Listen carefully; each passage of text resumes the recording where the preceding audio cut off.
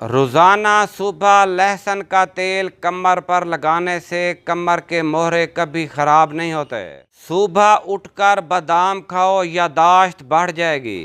नींद ना आए तो जीरे को पानी में जोश देकर पी लो, फौरी सुकून की नींद आ जाएगी। करेले की सब्जी खाओ, हमेशा सेहतमंद रहोगे। बदन में एलर्जी छिड़ जाए तो फौरी 1 गिलास नीम गर्म पानी पी लो, एलर्जी खत्म हो जाएगी।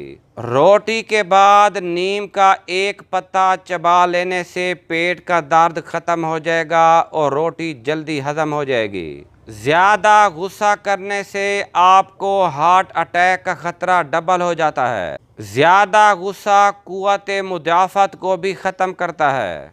टमाटर रोज़ाना खाने से दिल की नाली बंद नहीं होती। खाली पेट सोने से परहेज करें क्योंकि ये उम्र में कमी कर